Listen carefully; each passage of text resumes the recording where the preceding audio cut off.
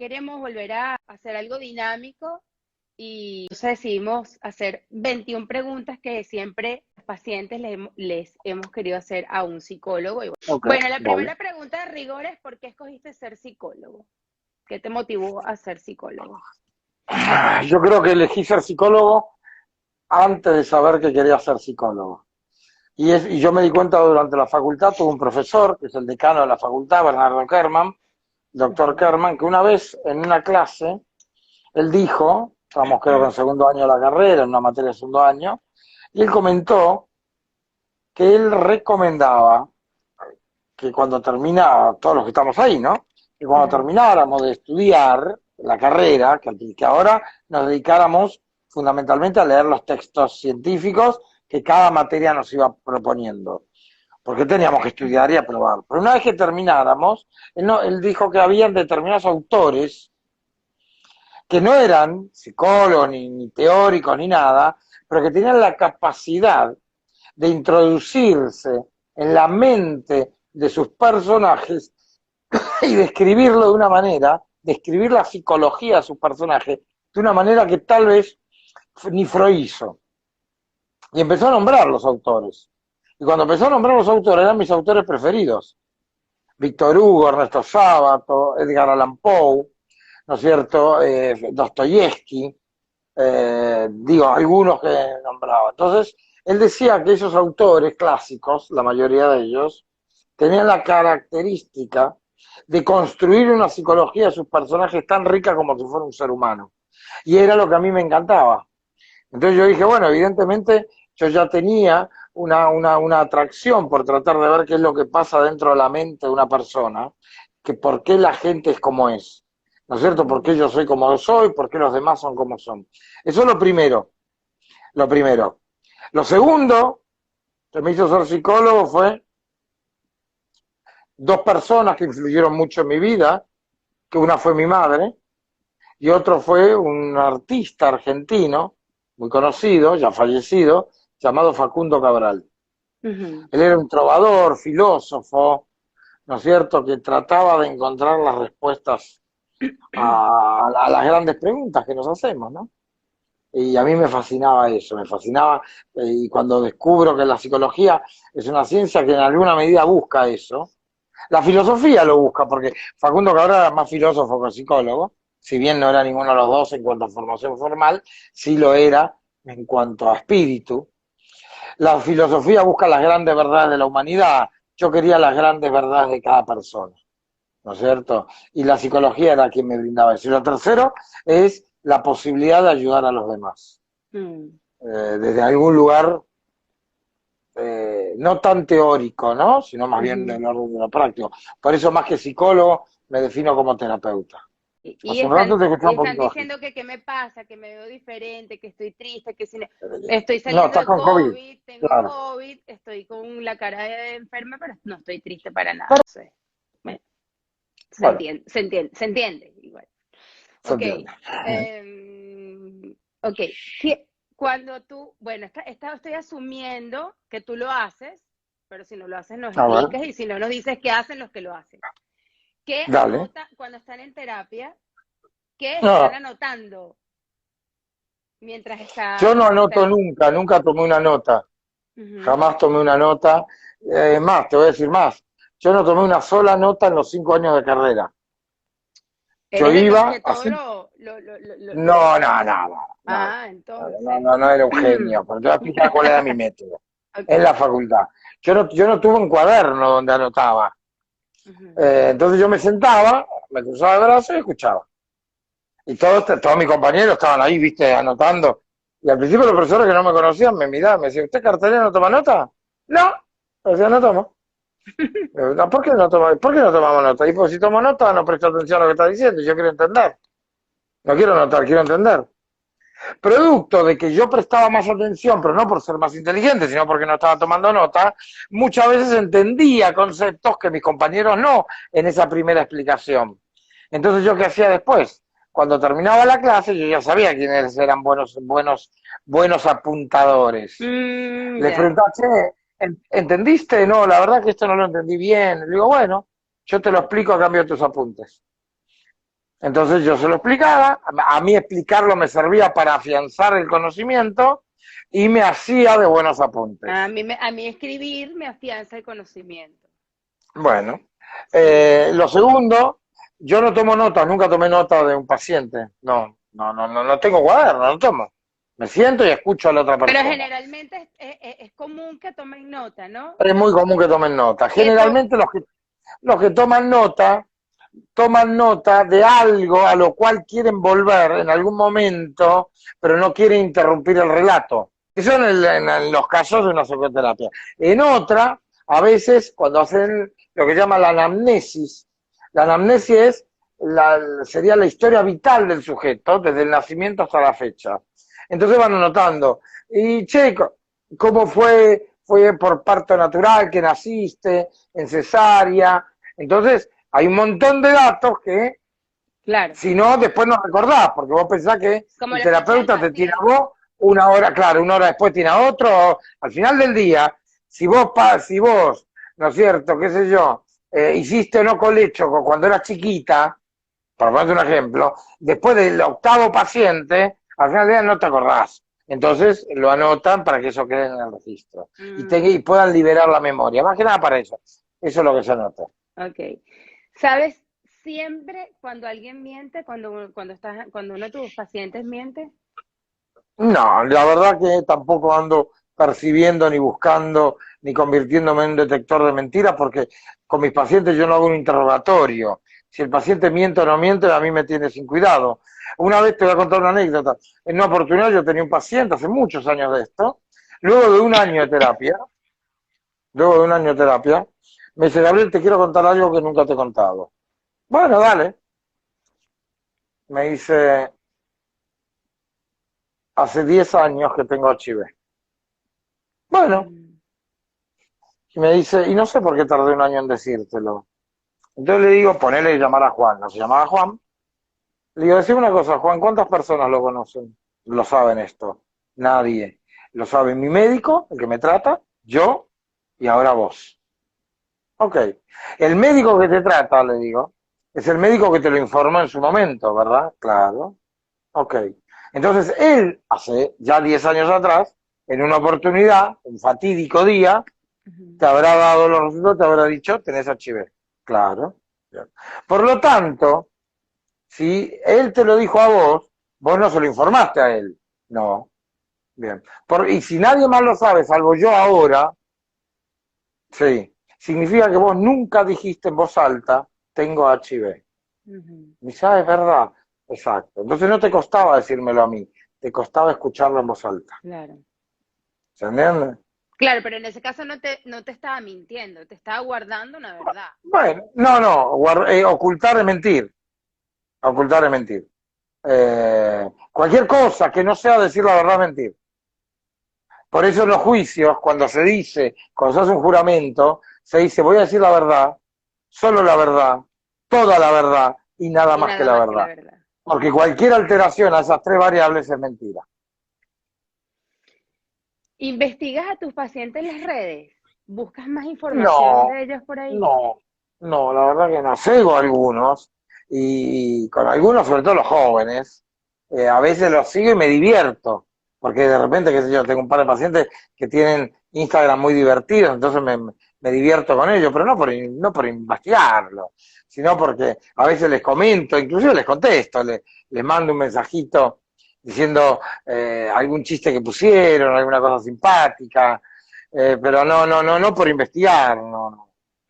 No creo mucho en lo que ocurre en las redes, creo que lo que ocurre en las redes, pero lo que ocurre en la vida privada, en la vida real, que no en las redes no reflejan mucho de lo que yo te puedo mostrar redes, no lo voy a hacer obviamente, pero podría Ujú. mostrarte las redes sociales de algunos pacientes que vos pensás que son personas inmensamente felices y yo sé que padecen y mucho. Bueno, la mayoría de ellos, las redes lo que uno ve es la mejor puesta en escena, ¿no? Claro, Siempre. tal cual. ¿Alguna vez has sentido miedo de un paciente? Tenía un paciente una vez, me asustó, un paciente muy, muy, muy, muy oscuro, muy oscuro. Para que a un ti te parezca sujeto, alguien oscuro, debe ser muy ¡fo! oscuro. Era un sujeto que había regenteado, tenía regenteado como 30 prostíbulos. Yo me lo imaginaba un sujeto que había sido usurero en su momento, prestaba dinero, Ujú. andaba armado, un tipo oscuro.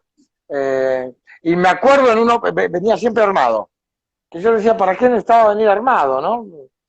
Eh, y lo oscuro del sujeto era que era impredecible.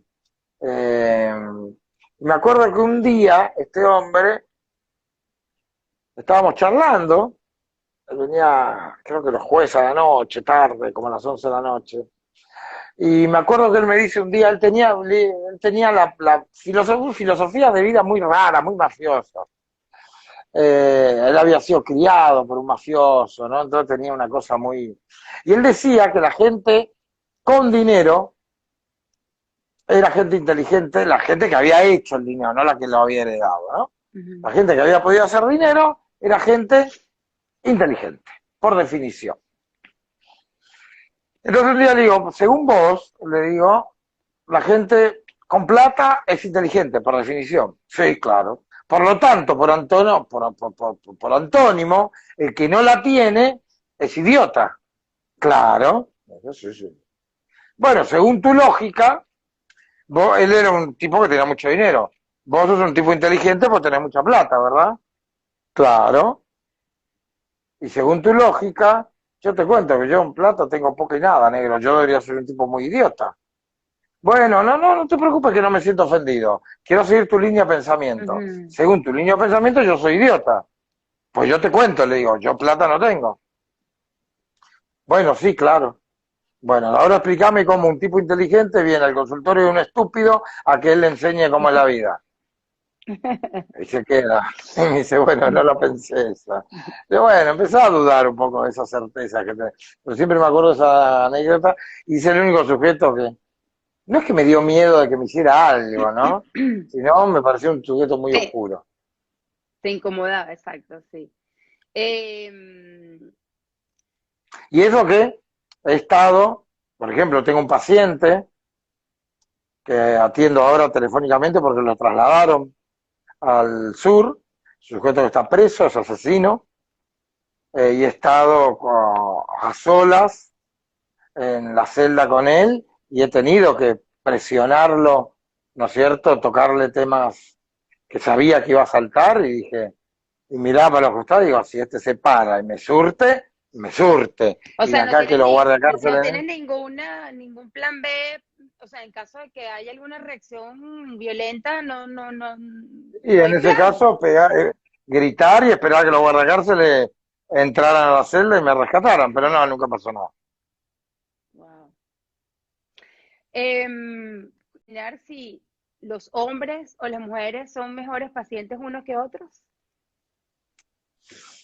Te puedo decir que es como las mujeres son más introspectivas, les interesa más saber cómo es el artilugio de lo que ocurre dentro de nuestras mentes. El hombre quiere la solución más práctica, ¿no? Eh, por estadística van mucho más mujeres que hombres a terapia, porque la mujer es más de mirarse adentro, el hombre es más prejuicioso. Eh, pero he encontrado hombres que avanzan en la terapia y hombres que no avanzan y mujeres que avanzan y mujeres que no avanzan, de todo un poco, no creo que haya una cuestión de género. Sí es un tema que estadísticamente la mente, la conducta, las emociones, que es con lo que yo trabajo, Ujú. es un tema que les interesa más a las mujeres que a los varones. A los varones les interesa más el resultado. Cuando vienen a terapia, vienen porque hay algo que no les está dando resultado. Entonces, bueno, ¿qué tengo que corregir? ¿Qué tengo que hacer? Entonces vienen más a lo pragmático. Ok, pero a la hora de seguir como, por ejemplo, tus indicaciones, tus consejos, tu terapia, tu asesoría, ¿quiénes van más Al directo hombre a... lo tengo, al hombre lo tengo que convencer más. La Pensé que era mujer al revés. se deja guiar aunque no esté convencida. Si Mm. yo te digo, anda por allá, aunque vos no creas, no entiendas muy bien por qué te digo, anda por allá, vas por allá. al tipo le tengo que explicar por qué tiene que ir por allá, porque si no, no va. Pero ¿será porque tú eres hombre también? O, Exactamente, claro, probablemente porque yo soy hombre, claro. oh, ok, ok. O sea, que tiene que ver también con el rol del, o sea, con el género Exactamente, del y terapista. tal cual. Y me pasa que cuando he tenido que, con amigos, conocidos o personas, que derivar a otro profesional, sin lugar a duda que de acuerdo a lo que le pasa a la persona, a la edad, determino que tal vez a esa persona le serviría más un psicólogo varón o una psicóloga mujer, ¿no es Mm. cierto? De acuerdo a la etapa que está viviendo, a la problemática que tiene. ¿Te afecta o juzgas a los pacientes que abandonan la terapia? No, en absoluto. De hecho, muchas veces sé que ellos se juzgan más de lo que yo lo juzgo. Me ha pasado, y es re común, que un paciente deje la terapia sin avisar. Ujú. Ponele, mañana a las 11 de la mañana tengo a Pedro, o a María, cualquiera de los dos, y Pedro y María no aparecen, ni siquiera avisa. Y después de 3 sesiones que faltó, hasta le da vergüenza avisar, entonces no viene nunca más. Y a mí no me molesta para nada, entiendo que este es el espacio de ellos, ellos vienen y se van cada vez que pueden. Y a veces me ha pasado que me escriben al año, me dice, che, Gabriel, te hicieron una sesión, se le se sientan a pedirme disculpas, yo ni me acuerdo. Bue- No juzgo en absoluto eso. Bueno, esta pregunta que te voy a hacer, ya tú has comentado eso en el pasado, pero a lo mejor no todo el mundo te ha oído. Y la pregunta es si tienes pacientes favoritos. Sí, tengo pacientes favoritos, sí, siempre Y tengo ellos lo algunos pacientes saben. favoritos. Ellos Obviamente, saben que tú tienes no, pacientes. obviamente que no, no. No, porque además no tienen ni siquiera, si ellos pudieran ver mi interacción con uno y con otro, Ujú. se darían cuenta Claro, pero que no mi lo trato ven. hacia ellos es distinto. Pero como no tienen nivel de comparación, no lo saben. No, jamás cometería el error de decirle que son pacientes favoritos. ¿Cómo manejas emocionalmente los problemas que vas recibiendo todos los días de tus pacientes? ¿Cómo no te cargas de eso? ¿Cómo? Te cargas, hay momentos que te cargas. Eh, lo que sí entiendo que nunca puedo actuar con más ganas de que se cure de la que tiene el propio paciente. Hay algo que se llama y que caen muchos psicólogos, es un error común en psicólogos, digo, cuando digo psicólogos, perdón, en psicólogos recién graduados, que se llama furor curantis. Furor curantis sería en la traducción al español la ira por curar. ¿No es cierto? Yo cuando he hecho supervisión con psicólogos recién graduados le digo, cuidado con el furor curante. Vos no podés querer más que el propio paciente. Porque si vos querés, ponele, vos sos mi paciente, Caro, y yo entiendo que vos tenés que salir, por ejemplo, de una relación tóxica. Ponele. Yo no puedo desearlo más que vos. Ok. ¿Por qué? Porque actuar es eso. Puedo desearlo, pero no puedo actuar ese deseo. Ujú. Porque si yo lo actúo, te voy a poner a vos en un lugar en el cual vos no puedes responder. Te estoy presionando a que hagas algo que vos no puedes hacer. Mm. ¿Entiendes? Ese es el riesgo. Entonces yo tengo que ir siempre un paso detrás de lo que vos puedas. ¿Cómo es un psicólogo tratando a otro psicólogo? Cuando tú vas al psicólogo, Nada, se trata igual, nada más que usás terminología más técnica. En realidad, una de las cosas que les digo a los que son psicólogos y los trato, a veces le digo, vos no te puedes hacer el boludo. Vos sabéis de qué estamos hablando. A otros, la gente que no sabe, si quiere, puede jugar a hacerse. En general, como yo uso mucho la psicoeducación, entonces a los pacientes trato de educarlos en conceptos de psicología, precisamente para que después no se puedan hacer los boludos, ellos ya vienen. Entonces, ¿se entiende? Cuando le digo a un paciente, a vos, por ejemplo, me doy cuenta que vos estás negando una realidad, que es evidente, pero tenés un mecanismo de defensa que se llama negación. Bueno, si vos ujú, fueras terapeuta, le digo, dale, negra, estás negándolo. Y cuando te digo estás negándolo, sé que vos entendés qué implica como mecanismo de defensa de la negación. O proyectando, o condensando, ¿se entiende? Te hablo en terminología más técnica y sé que estamos hablando de lo mismo. ¿Y tú vas al Que no lo, psicólogo? ya no, yo fui más de 20 años. Ahora tengo mi terapeuta, que lo veo de vez en cuando, nos vemos una vez cada 2 meses más o menos, y hice más de 20 y pico de años hice terapia, regularmente, ¿no? Ahora ya no, un poco porque yo no tengo tiempo, y otro poco porque él tampoco tiene tiempo, es un profesor muy ocupado, entonces ya nos vemos en un bar y hacemos una cuasi sesión mientras nos tomamos un café en un bar. ¿Te has quedado alguna vez sin saber qué decirle a un paciente? No, me he quedado muchas veces sabiendo que no había nada que decirle al paciente. No ¿Cómo que siempre hay que no? decirle algo. No, no siempre hay que decirle algo. No Pero, siempre hay que decirle pero algo. si un paciente está ahí es porque necesita que le digas algo, ¿no? O sea, No, no siempre necesita que le diga algo. Yo tengo una paciente, puedo tener qué sé yo, por ejemplo, que hace años cuando yo trabajaba en cuidados paliativos con enfermos terminales, Ujú. no hay nada que decirle a un paciente que se está muriendo y tiene miedo a morirse. Hay que No. estar con él, nada más. Hay que escucharlo. No hay nada que decir. ¿Se entiende? Ujú. Ah, yo tengo un dicho que dice, rompe el silencio solo para mejorarlo.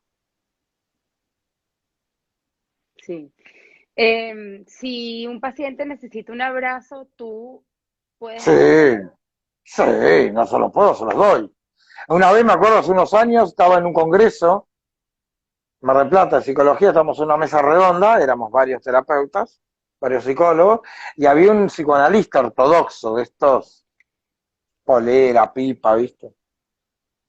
Y me acuerdo que me mira y me dice, estamos debatiendo, no me acuerdo qué, y me dice, ¿usted toca a sus pacientes? Y toca de esto, así los abrazos, todo. Claro. Y digo, sí, claro, obvio, cuando es necesario, sí. Y me dice, ¿y por qué hace eso? Así, viste, desafiando. Y lo miro y digo, porque puedo, simple. Vos no lo sé porque no podés. Por eso te escondés detrás de una teoría que te lo prohíbe. Y una pipa. Claro. Tu consultorio, ¿tú estás sentado estratégicamente de alguna manera enfrente de tus pacientes o No, yo armé mi porque entiendo que hay consultorio. unos que sí se sientan de una manera estratégica? No, no, no, yo me siento face to face para vernos. El diván implica, con los que hacen diván, los psicoanalistas que hacen diván, el paciente se asientan en un lugar alejados de la mirada del paciente. Porque ellos entienden que no tiene que haber un distractor y que el terapeuta sería un distractor, los gestos, todo sería un distractor en el proceso de introspección del psicoanálisis más profundo. Pero como yo no hago eso, yo No, me siento imagínate face todos to los face con el paciente. distractores que hay ahí en tu casa, empezando por los cuadritos, Acá los está lleno de distractores. marcaditos. Claro, tal cual. Sí me ha pasado de apagar la pecera con algunos pacientes porque se distraen demasiado. Es normal al principio, te distrae un poco, pero después he tenido un par que le digo, tenía uno, el Tano, me acuerdo. Le digo, Tano, te voy a apagar la pecera, boludo, dejá de mirar los peces. Ah, porque los ¿Entendés? Pues se pacientes lo que iba. ven es la pecera, no ven los cuadritos. O sea, están Los sentados cuadritos los tiene, claro, ellos están sentados, soy yo ahora. claro, ¿Entendés? ok. Y yo estaría sentado, a ver si te muestro, yo estaría sentado en ese sillón, no sé si se ve. Ajá. ¿Se ve? Sí, sí, un poquito, pero se ve claro como, sí, sí, sí, sí se ve, sí se ve. Ahí lo ves el sillón. Bueno, Sí, y ahí está la pecera. Y ajá. ellos se sientan, generalmente se sientan en este sillón. Eh, Mira, ¿Qué te iba a decir? ajá. Sí, no, nada. Entonces, yo mi consultorio lo tengo armado. Me han preguntado si armé el consultorio para el paciente. Y digo, mira, fundamentalmente trato de que sea un espacio que le quede cómodo al Ujú. paciente, que sea un lugar acogedor, pero fundamentalmente es para mí, no para ellos. El que está 12 horas al día acá soy yo, no ellos. Mira, esta pregunta no está en las 21, pero la ponen tanto que la voy a A hacer. ver, Si te has dale. enamorado de una paciente. Me enamoré de una mujer que había sido paciente mía, si te sirve eso. Pero me enamoré cuando ya no era más mi paciente. Fue mi paciente un tiempo, dejó de serla, un par de años un par de años después, nos vinculamos por otros asuntos y Ujú. me enamoré mucho de ella. Y tuvimos una linda relación. Ok, ¿el lenguaje corporal de tus pacientes te delata? Eh, Sí, acompaña o contradice cuestiones, sí, sí, sin lugar a dudas. El lenguaje está comprobado que lo que nosotros decimos es en un 7% lo que estamos diciendo y un 93% el lenguaje corporal, lo que llama el lenguaje paraverbal, que tiene que ver con tono de voz, volumen, velocidad, cara, movimientos corporales, dilatación de pupila, un montón de cosas que son el 93% de la comunicación y de eso sí tengo que prestar atención. La persona me puede estar contando algo, ¿no es cierto? Muy fríamente en el relato, pero su cuerpo está hablando de lo conmovido que está de repente. ¿Qué es lo más raro? O, bueno, te deben haber pasado muchísimas cosas raras, pero así, algo que recuerdes así como súper raro durante terapia con algún paciente. A ver, y varias cosas. Me pasó que se agarraron a trompada una pareja en el Me medio del muero. consultorio. Sí, encima los dos grandotes, ella y él, grandote los dos, y yo en el medio chiquillo. Yo le cuento a la gente, yo no soy muy alto, yo soy más bien bajito. Y yo tratando de separarlos, porque eran grandotes. Esa fue una situación que tuve que agarrar a uno, ¿a quién fue que agarré? A él, lo saqué, lo bajé del edificio, lo metí en su auto y le dije que se quedara ahí, me fui arriba a tratar de calmarla a ella, porque además habían venido en plena ataque, 2 de la mañana, habían llegado. Eh, yo me acuerdo que tenía a mi hija que era chiquitita, estaba durmiendo en la habitación, entonces fue toda una cosa muy bizarra. Ella, la niña, nunca se enteró. Esa fue una situación bizarra. Después otra situación bizarra, fue una vez una paciente que se desnudó en mi Ay, qué placer. consultorio, creo que ya la conté una vez. Sí. Eh, Después en otra oportunidad, cosas raras, digo. Un novio de una paciente se hizo pasar por un paciente y me pidió un turno y me enteré en la primera sesión, a la mitad de la sesión, dije, pues, porque me empezó a contar cosas que dije, que esto me suena conocido. Y a la mitad de la sesión me dijo, bueno, sí, yo soy el novio de María, Tú lo ponele. contaste Y el me di otro cuenta, día, tú lo contaste el claro. otro día y tú sabes que esa situación, no sé si tuviste la serie, en inglés se llama You, que es tú, que es de un No, psicópata. no lo vi. Me la hablaron, sí. Está buenísima. Y él hace eso. Él se hace pasar, o sea, él hace eso mismo que te pasó a ti, lo hace él en la serie, porque para tratar de manipular una situación. Está bien Así, estoy buena. pensando cosas. Después te cuento una sesión que... Ah, mira, una sesión que tuve arriba de un árbol. ¿Cómo es eso? Tenía una paciente, eso fue un montón, que la paciente tenía un enganche muy particular con su abuela. Había fallecido la abuela. Y ella siempre recordaba que cuando de niña, cuando iba a la casa de la abuela tenía un árbol, no sé qué tipo de árbol tenía, y ella siempre jugaba, se trepaba al árbol, todo, ¿no? Entonces yo quería conectarme con la parte emocional de ella. Y yo vivía, no tenía consultorio acá, lo tenía en otro departamento que vivía yo enfrente de una plaza. Entonces le dije que la sesión siguiente íbamos a trabajar un tema, yo quería que trabajáramos el tema de la abuela, pero a nivel emocional. Entonces le dije que se trajera ropa cómoda, un jogging, todo. Y cuando vino, yo ya había averiguado qué árbol nos podíamos trepar, Ajá. era de noche, nos trepamos al árbol y ahí fuimos tomando, la fui llevando a que se acordara la abuela, ¿no es cierto? Y que hicieron un ejercicio muy gestáltico.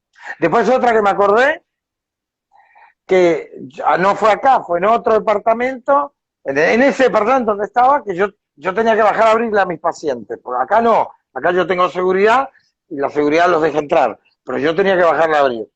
Y cuando estábamos subiendo por el ascensor se cortó la luz y quedamos atrapados en el ascensor los dos, en Ajá. completa y total oscuridad. No entraba ni un rayito de luz. Y como se tardaban, nos tiramos en el piso y tuvimos la sesión a oscuras.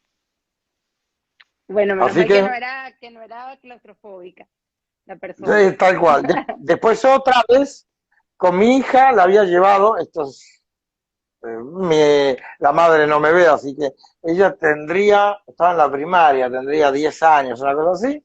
Veníamos con la moto, la mía, y me caigo con ella de la moto. Ay, no. Veníamos muy lento, vendríamos a 30, ¿no es cierto? Pero me caí. Ella se raspó un poquito la rodilla, nada grave, y yo me golpeé la rodilla fuerte. Eso fue a las 10 de la mañana. Yo la llevé al colegio, volví a trabajar, y después me enteré que me había fracturado la rótula. Y estaba tan adolorido que a las 5 de la tarde yo tenía una paciente, me acuerdo, que ya en un momento le dije, tengo que cancelarte la sesión porque no te estoy prestando atención del dolor que tengo. ¿Qué te pasa? Entonces le conté, me dice, no, pero boludo, yo tengo un hospital a cada 3 cuadras. Y bueno, ella me llevó al hospital y era gracioso porque estamos en la silla de ruedas, me estaban tomando la placa y ya me seguía contando sus dramas. Entonces en un momento el radiólogo me dice, ¿puedes esperar afuera? Y digo, no, estamos en sesión. Entonces yo le explicaba que la sesión continúa, así que tuve una sesión mientras me enyesaban una pierna. Y hablando de los tiempos de las sesiones, ¿qué onda con el tiempo y los psicólogos? ¿Ustedes cuadran todo para que justamente la hora culmine en el momento así cumbre, cuando tú estás diciendo algo? Lo que uno te das cuenta, más o menos cuando la sesión está por terminar, entonces va cerrando los temas. Si yo, por ejemplo, estoy hablando contigo y son las 12, ponele que termina a las 12, y son las 12 menos 10, yo no te voy a abrir un tema, ¿se entiende? Sobre todo un tema emocional, un tema que te puede comprometer, porque no voy a tener, si no va a terminar la sesión y vas a terminar con toda la emoción afuera, ¿entendés? Si vos estamos trabajando en un tema muy emocional y sé que en 10 minutos tengo el próximo paciente, yo ya empiezo a cerrar el tema, ¿se entiende? Para dejarte la emoción cerrada. Si no, sería muy cruel de mi parte, que vos estás en el medio de una gran tristeza y te digo, bueno, seguimos la semana que viene, chau, y te dejo a vos, ¿entendés? Con las lágrimas a flor de piel. O sea, eso más o menos uno...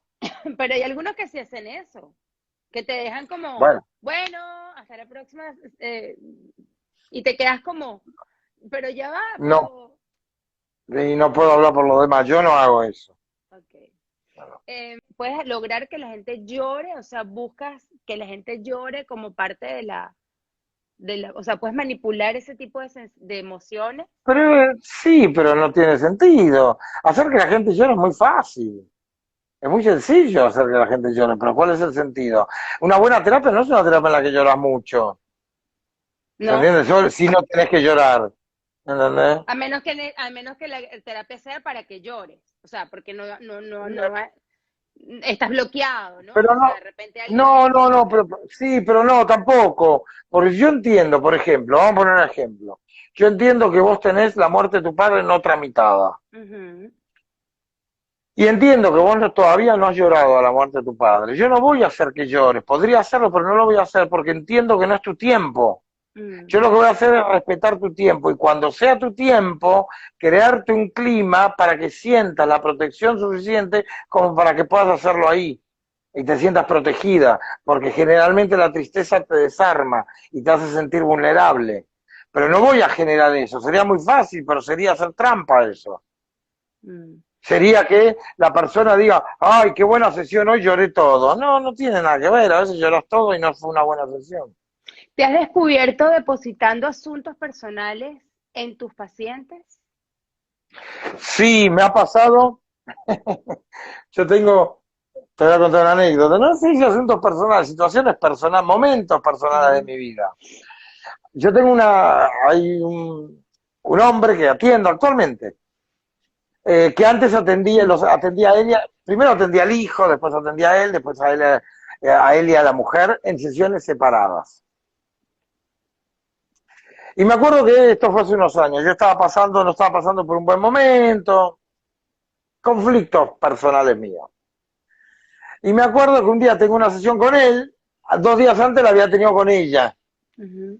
Entonces, yo no me daba cuenta, pero estaba muy, muy impaciente. Tenía mecha corta en esa época. Entonces me acuerdo que él me dice, sí, me contó, Juana, ponele, no se llama Juana, que el otro día en la sesión le gritaste mucho. Y yo hice así, hice memoria y es verdad, le grité mucho. Ella no me dijo nada. Entonces en la siguiente sesión le dije, che, Juana, perdóname que el otro día te grité, pero nada, se ve que estoy con poca paciencia. Me dice, yo me di cuenta de eso y entiendo que vos me venís bancando hace un par de años, que yo te banco un par de sesiones, no pasa nada. ¿Entendí? Entonces me pareció que la actitud de ella, después se lo comentó, lo que le había comentado es, pero no en calidad de crítica, señor en calidad le comentó a su marido, que también es paciente mío, Gabriel le debe estar pasando algo, porque hoy estuvo más gritón que de costumbre y con poca paciencia. Y era verdad, yo estaba más gritón que de costumbre y con poca paciencia por cosas que me estaban pasando. ¿Cómo es salir con un psicólogo? A veces te preguntan cosas que suponen cosas que no son ciertas. No me vas a analizar, ¿no? No, no te voy a analizar, no tengo ganas, estoy hace 8 horas analizando, lo último que quiero es analizar, es todo lo contrario, quiero distenderme. Analizar, tratar de llegar es un proceso que implica mucho, implica un esfuerzo cognitivo. ¿Se entiende? Yo tengo que, cuando el paciente me está, como vos me estás hablando, yo estoy pensando, estoy haciendo así, estoy apartando, ¿no es cierto?, todo lo que es aleatorio para llegar al punto de conflicto que te trajo a la sesión. Y eso implica, no venís vos, venís tus hijos, viene tu ex, vienen tus padres, viene tu pasado, sos toda una legión que viene a la sesión y con la que yo tengo que lidiar. Y eso lleva mucho esfuerzo. Imagínate en una cita, no quiero eso. Pero no me quiero imagino eso. que eso es recurrente, o sea, te encuentras siempre con esa pregunta de, me estás analizando. ¿Qué pasa que, sí, o de repente hago un comentario, pero ¿por qué hiciste eso? No, no hice eso por nada, simplemente hice un comentario. ¿Entendés? O que les pregunto, che, contame, ¿qué es de tu vida? ¿Tus papás? Que ya me están, no te estoy diciendo, te quiero conocer, flaca. Y para conocerte tengo que preguntar cosas. Sí. Entonces me pasa a veces que lidio con la paranoia, la ansiedad paranoica, se llama así, ansiedad paranoica del paciente, de la cita, perdón, no del paciente. ¿Con qué frecuencia se enamoran tus pacientes de ti? No, hay algo que se llama, Freud dijo que hay algo que se llama el supuesto saber. El supuesto saber es el lugar en el cual el paciente deposita al terapeuta, que ya es un lugar transferencial. Freud planteó en su momento, con una de sus pacientes, con Ana O, una chica muy bonita, de 16 años, porque Ana O le dijo que se había enamorado de él. Entonces él llegó a su consultorio, Freud, esto después lo escribe él, ¿no? Y dice, acá hay algo que no puede estar, que no termino de entender. Ana, mi paciente, no puede enamorarse de mí. Yo soy un viejo, feo, gruñón, porque Freud era bastante gruñón, malhumorado, no tengo nada para que una chica de 16 años, bonita, simpática y todo se enamore de mí. Obviamente no se está enamorando de mí, está transfiriendo un afecto de otro lado a mí y depositándolo a mí. Por eso lo llamó la transferencia. ¿Bien? Y pasa eso, pasa que te transfieren supuestos saberes y cosas que en realidad uno no tiene. ¿Qué debe hacer uno? Y esto lo recomendaba a la facultad y a los psicólogos que superviso. No tenés que atacar eso, no tenés que ir en contra de eso, tenés que usarlo terapéuticamente para bien del paciente. Lo que no tenés que tener mucho cuidado, porque si no, si no lo tenés muy claro, podés llegar a creer que sos lo que tu paciente cree que sos, que no sos. Bueno, ya llegamos a las 21 preguntas. Vamos a, bueno. Nos quedan 5 minutos, un poquitico más. Voy a ver si aquí hay preguntas de la gente. Dale. ¿Cómo se explica el terapeuta cuando se quiere cambiar por... ¿Cómo se explica al terapeuta cuando se quiere cambiar por otro? Me imagino que por otro Se lo terapeuta. dice así, tal cual, honestamente. Y te voy a decir más. Se le dice, mira, me parece que quiero probar otro tipo de terapia, otro tipo de terapeuta. Me parece perfecto. Y te digo más. Si el terapeuta se llega a ofender o enojar, no es un buen significa que haces muy bien en cambiar de terapeuta. Exacto. Porque lo último que debería hacer un terapeuta es enojarse, ofenderse, porque un paciente quiere dejar de ir. Es lo último. Ok. Bueno, aquí es que están haciendo preguntas. Bueno, esta está buena. ¿Qué opinas del coaching? El coaching es una counseling, creo que se refiere. Sí. Es una carrera que viene de Estados Unidos. Acá en Argentina no es muy conocida. Yo fui docente del Instituto de Formación de Counseling. Lo que tiene el counseling es que el counseling es una carrera corta, no es una licenciatura, es una tecnicatura, y que sirve y te prepara, está basada ¿no es cierto? El counseling está basada en un gran psicólogo americano llamado Carl Rogers, ¿no es cierto?, creador de una de las escuelas humanistas de la psicología, y lo que plantea es profesionales que puedan trabajar en acompañar a personas que estén pasando por diferentes momentos de su vida, pero tienen que tener una característica: no pueden trabajar ningún tipo de patología. El counseling no está preparado y no está habilitado, ni preparado ni habilitado para trabajar ningún tipo de patología. Para mí la crítica que le hago a algunos lugares que forman counseling, no a todos, pero a algunos, es que lo forman muy débil en lo que tiene que ver con el diagnóstico. Entonces, si vos fueras counseling, vos tendrías que estar muy bien formada en lo que tiene que ver con el diagnóstico de patología. ¿Para qué? Para poder darte cuenta que hay una patología delante tuyo, una persona que tiene una patología, y derivarlo. Ahora, si yo no te formo fuerte, tal vez terminás atendiendo gente con patología y vos ni vos lo sabés. Te Es están una carrera preguntando, muy... Sí. muy joven, sí. Te están preguntando si tienes la agenda abierta, si todavía recibes pacientes nuevos. No, en estos momentos tengo la agenda completa, no estoy tomando pastillas. A ver, que hable sobre el orgullo. No. Es que mezclaron, claro. Cuando una persona se considera oscura, alguna vez se enamoró de un paciente, se enamoró de un paciente. Ya la contesté. ¿Has tenido ganas de que una sesión dure más? Sí, muchas veces. Y de hecho duran más. He tenido sesiones que duran más. Ujú. ¿Se entiende? No tanto a veces porque entiendo que es necesario. A veces la he organizado pensando en que sabía que iba a durar más. Entonces me ocupo de no tener un paciente detrás, porque de repente quiero llegar a determinadas situaciones donde sé que va a llevar más tiempo. Entonces sé que una hora va a ser muy corto, y he tenido sesiones de 2 y 3 horas inclusive. Eh, y otras veces porque me divierto tanto con el paciente que se me pasa la hora y seguimos en sesión. Gaby, alguien acaba de preguntar que si fuiste abusada, es una chica, ¿qué recomiendas? ¿Un psicólogo o una psicóloga?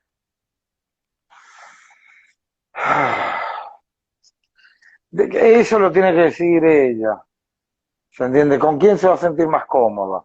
¿Se entiende? Si esa es una chica y fue abusada por un varón, tal vez, tal vez, un varón la haga sentir intimidada, pero tal vez un varón la haga sentir protegida, ¿no es cierto? No hay una regla básica. Eh, Puede ir con una psicóloga mujer y sentirse muy destratada, y sin embargo ir con un hombre y sentirse muy protegida, eh, o al revés, ¿se entiende? Eso lo tiene que determinar ella. Lo que ella puede hacer es ir, probar con un terapeuta, hombre o mujer, al que ella más suponga, y ver cómo se siente y ver si se abre con esa persona. Y si siente que no se siente lo suficientemente contenida con esa persona, que pruebe con el otro. A ver qué pasa. Y a veces no pasa con el género, pasa por la persona. ¿Cuántos años de carrera tienes ya como psicólogo? 20, 22 años creo que tengo por ahí. Para el momento, las expectativas que tenías han sido cubiertas. ¿Te sientes satisfecho hasta ahora con la carrera que Han hecho su, escogiste? han sido superadas ampliamente. Han sido superadas ampliamente en cuanto a lo que esperaba la profesión, porque la profesión me dio mucho más de lo que esperaba. Ujú. Mira, hace 3 años, a mí hay dos cosas que son las cosas que más me gustan de la vida. Una es atender y otra es enseñar, ¿no es cierto? Eh, y hace, ¿cuánto? No, más, hace 5 años atrás, la vida me dio la oportunidad de pararme en un teatro y hablarle a 800 personas sobre lo que yo sé que es psicología, Ujú. que es enseñar, en definitiva es enseñar, ¿no es cierto? Y ayudar al otro. Eh, y cuando yo estudié la carrera ni siquiera tenía pensado eso, ¿no es cierto? Yo estaba satisfecho con dar clase a 30, 40 alumnos, porque pensaba que eso era una clase, y poder saber que, qué sé yo, que en estos momentos estoy hablando contigo y hay 1.700 personas interesadas, algunas sacando algo de provecho de esto, yo no esperaba 1.700 para hablarle a 1.700 personas que les interesara lo mismo lo que yo esto pueda estar diciendo sobre lo que estoy hablando. Entonces ha sido ampliamente superado. Tú que eres bueno con los números y los cálculos cronológicamente, ¿cuántas generaciones más o menos has atendido? Unas dos generaciones y media más o menos.